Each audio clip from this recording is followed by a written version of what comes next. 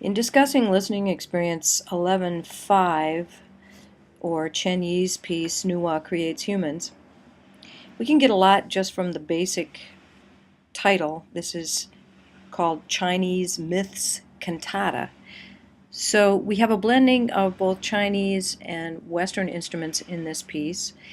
It's a programmatic type of piece in that ChenYi is going to be depicting particular Chinese myths through music.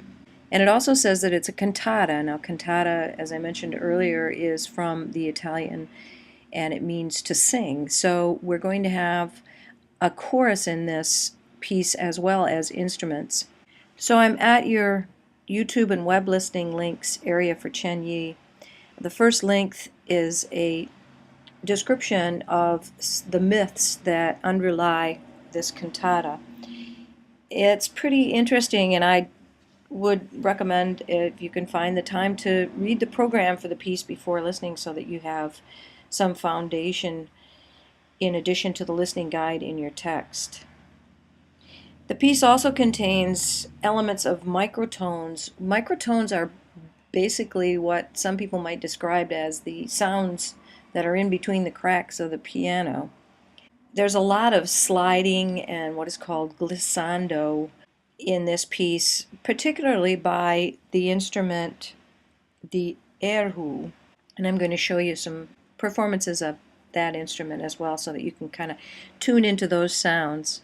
So the piece is also referred to as being atonal and not in the realm of tonality. So that's another thing for you to listen to, the sound of music that has moved beyond our system of tonality, where we don't have a home pitch anymore.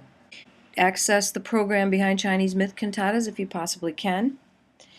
And prior to listening, you might want to try some of these clips. This is a performance of the erhu, the zheng, and the pipa. I'm not real sure of those pronunciations.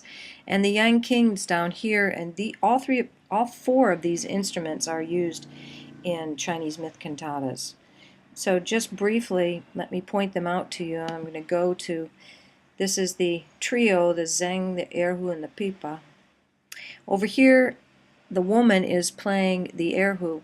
This instrument is responsible for a lot of the slides that you're going to hear in this piece. Let's just play a little bit of that.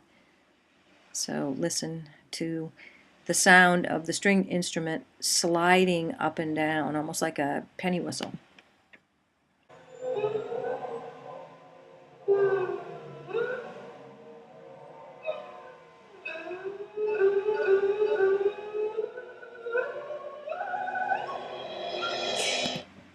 So that's the sound of this instrument right over here, the erhu, and you'll notice there's no frets on this, so the performer can move their hands up and down on a single string and get the gamut of pitches. And then we have the zheng here. This is responsible for a lot of the sort of arpeggiated, almost harp-like sounds that you're going to hear in the piece.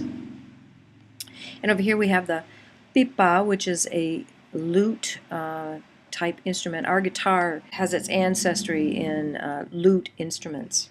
And then finally we have, this is called a hammered dulcimer, and it's the yang king. The playing technique is very engaging for this instrument. I think it's interesting that he has a blues New York shirt on while he's playing this traditional Chinese instrument. So I think that's a fairly good introduction. Some of the terms that you might see in the listening guide, in particular glissandi, and that's at 124. That's just that sliding sound that I played for you, probably being done by the erhu at this point. So you're going to want to listen for the Chinese instruments and the aspect of atonality in the piece, possibly becoming familiar with the four instruments that are being used via the YouTube links that I provided for you.